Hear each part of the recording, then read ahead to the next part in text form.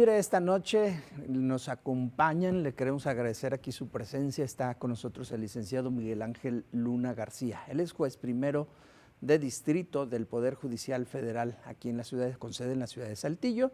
Y está también Aldo Cruz Maldonado, representante del Movimiento de Trabajadores del Poder Judicial de la Federación en el noreste del país. Muchísimas gracias por acompañarnos.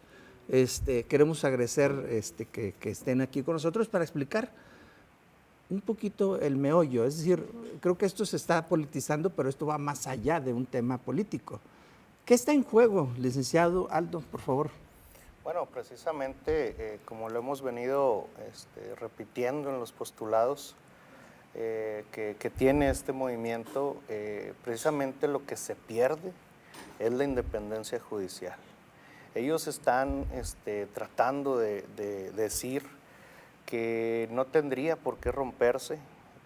Ellos únicamente justifican y dicen que nuestros derechos laborales no van a ser afectados, pero ese no es el tema, nada más para los trabajadores.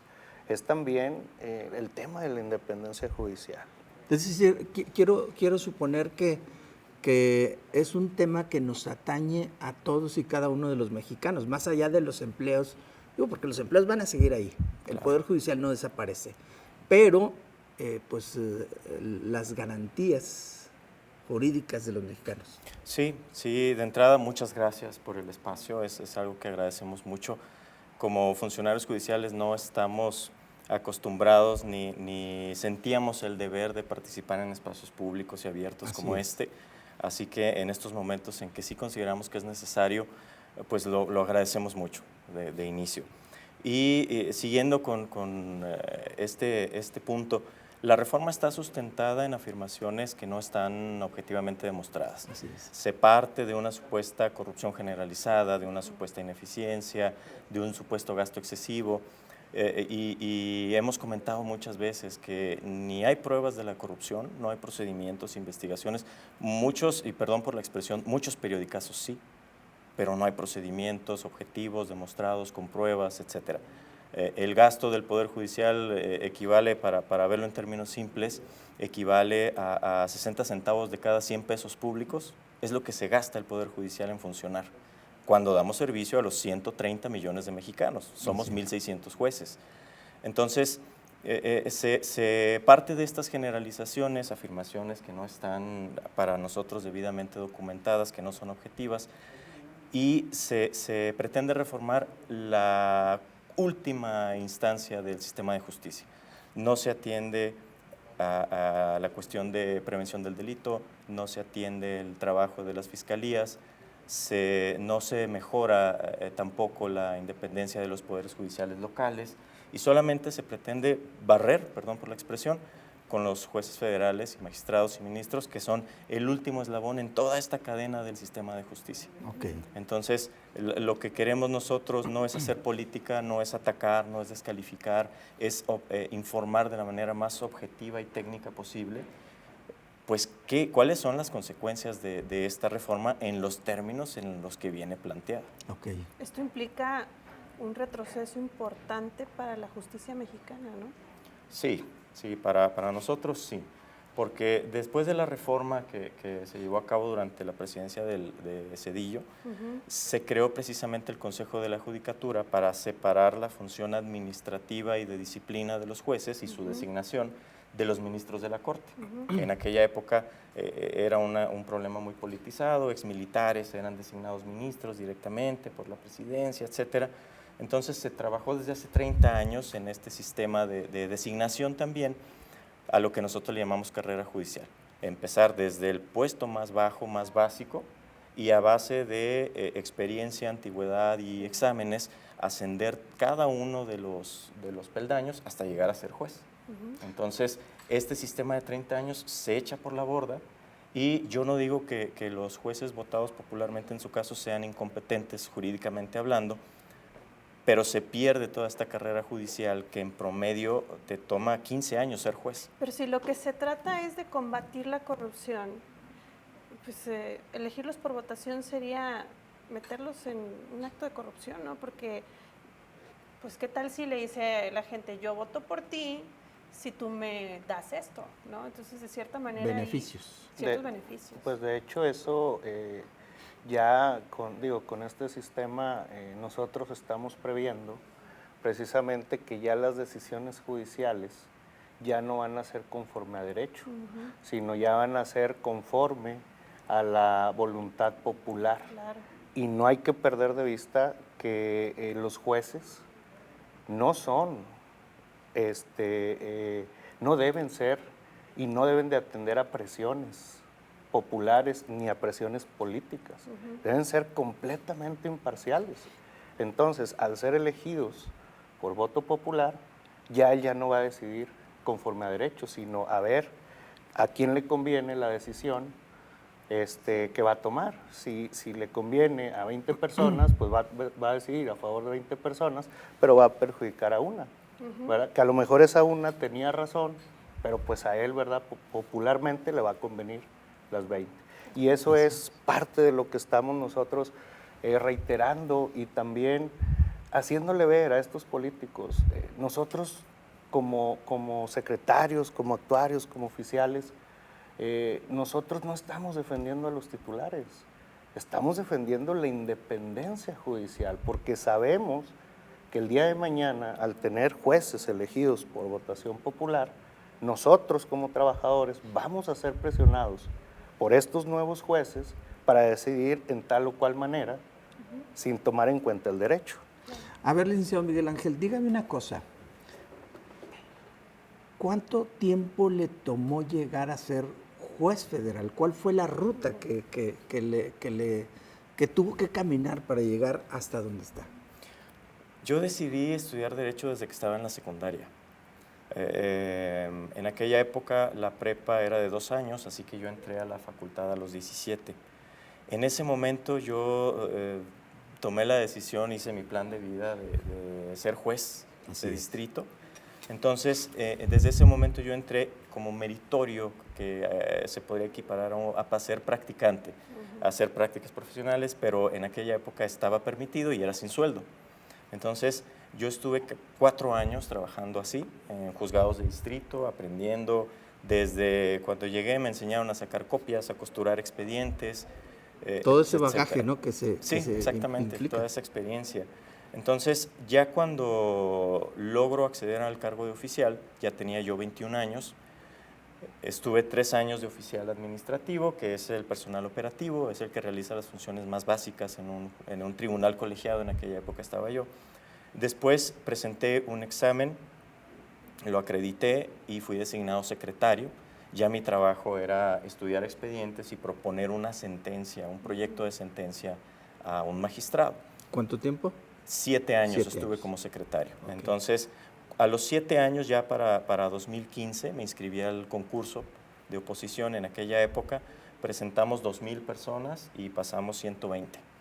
Entonces, haciendo cuentas, incluyendo esa época de meritorio, que hoy en día ya no está permitido, está prohibido hacer prácticas gratis en el Poder Judicial, pero se creó un sistema de práctica profesional donde estudiantes entran formalmente desde sus últimos semestres y pueden empezar. Yo tengo 2 en el juzgado, inclusive una practicante de hace varios años ya es oficial conmigo. Pero bueno, contando todos esos años, son 14. 14 años de experiencia en el Poder Judicial. Para llegar a ser juez. Y puedo decir que tuve la fortuna de acceder muy joven al cargo de secretario. Yo entré a los 24 años y me hice juez a los 31. En aquella época fui, si no el más joven, el segundo más joven de toda mi generación, pero en promedio tarda 16, 18 años hasta 20. Tengo compañeros que han tardado 20 años de experiencia para ser jueces. Es decir, usted tardó 14 años más los años que lleva de juez. Así es, ahorita ya voy a cumplir 9. Es decir, 23 años en el Poder Judicial. En el Poder Federal. Judicial. Sí.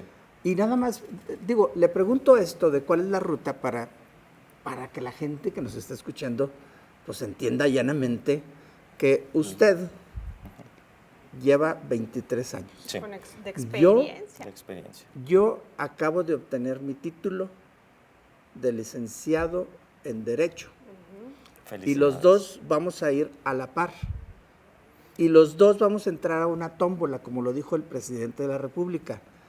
Entonces, a lo mejor a usted le tardó 23 años y a mí ni siquiera un año, y voy a ser juez Sin federal. experiencia. Es decir, Podría ese es el suceder. escenario al Sí. que nos vamos a enfrentar, ¿verdad? Sí. Exacto. Y Es un decir, punto, echar por la borda todo lo que se ha construido. sí. Y un punto que he insistido y he destacado mucho sobre la propuesta en la forma que viene. Se argumenta que es democratizar al Poder Judicial y permitir que sea la propia ciudadanía, que sea el pueblo el que elija a los jueces. Pero no se toma en cuenta que por el esquema que se propone, donde los tres poderes, el Ejecutivo, el Legislativo y la nueva Suprema Corte muy politizada, son los que proponen de inicio quiénes pueden ser votados. Y entonces ya la ciudadanía elige. Ahora, Y elige sin conocer. para mí esto implica lo he dicho muchas veces, un filtro político y elitista para ser juez. Porque si no tienes el favor de un político que te vaya a proponer, no tienes forma de llegar a ser juez con este sistema que se propone. Y además esto De no- igual manera, perdón, doña Lu, podría yo llegar a ser ministro, ¿verdad? Sí, igual. Es decir, los ministros, si usted lleva 23 años en el Poder Judicial, habrá ministros que tienen 40 años, Sí. y yo puedo llegar a ser ministro sin siquiera tener un año de egresado. Pero yo quiero saber en qué garantiza esto que no va a haber corrupción, si es lo que a final de cuentas se busca. No hay una garantía. No hay manera, de hecho, es algo que muy importante que no se ha destacado.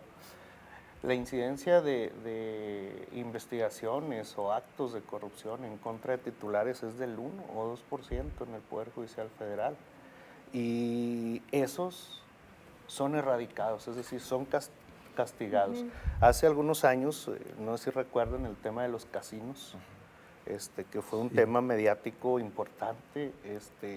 Por ahí hubo un par de jueces, uno de La Laguna, otro de Nuevo León, y a ellos se les siguieron procedimientos muy rigurosos y uno de ellos fue sancionado. Sancionado severamente. Es decir, la incidencia de actos de corrupción dentro del Poder Judicial es mínima.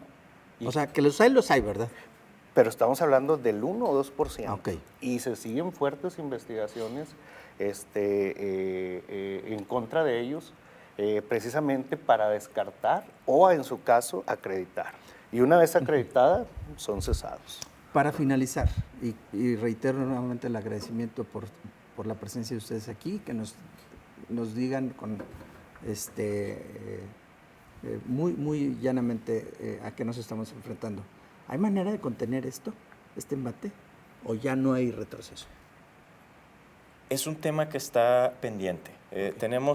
Ha sido un tema muy discutido también la sobrerepresentación en el Congreso Federal, en el Congreso de la Unión. La Constitución habla de un 8%, hay una interpretación que se está debatiendo sobre si es sobre partidos políticos o sobre coaliciones. Es un tema donde no tenemos nosotros competencia, lo hemos destacado desde la Asociación de Jueces y Magistrados. Pero lo que puedo decir en ese aspecto es que está pendiente la definición de la sobrerepresentación, primero por el INE, después por el Tribunal Electoral. Todavía las autoridades competentes tienen que decidirlo. Suponiendo que no haya una sobrerepresentación, entonces la reforma tendrá que ser pues, completamente democrática, con fuerzas mayores, menores y mediante consensos.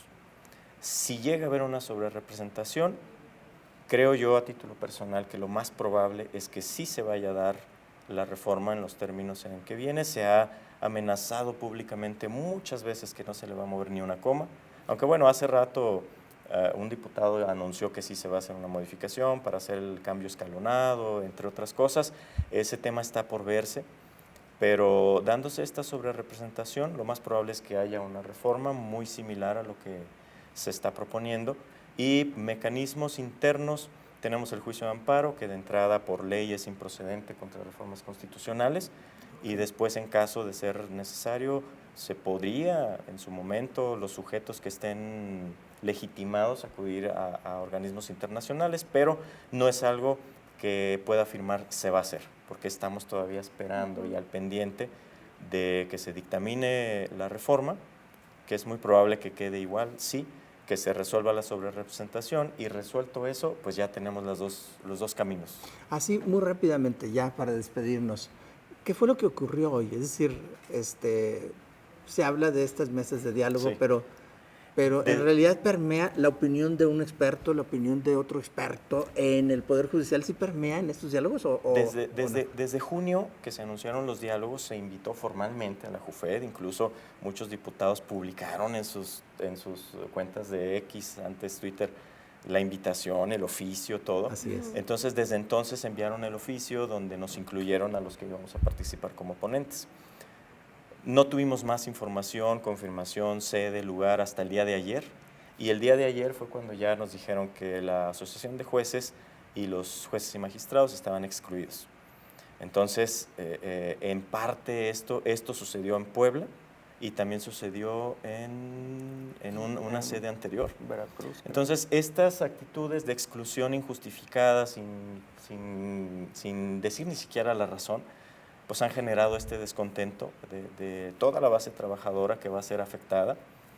Se dice, por un lado, que sus prestaciones van a quedar intocadas porque la Constitución los protege, pero por otro lado, la Constitución también nos protege a los jueces, porque hay dos cláusulas, una de inamovilidad del cargo y otra de irreductibilidad salarial, que no les importa.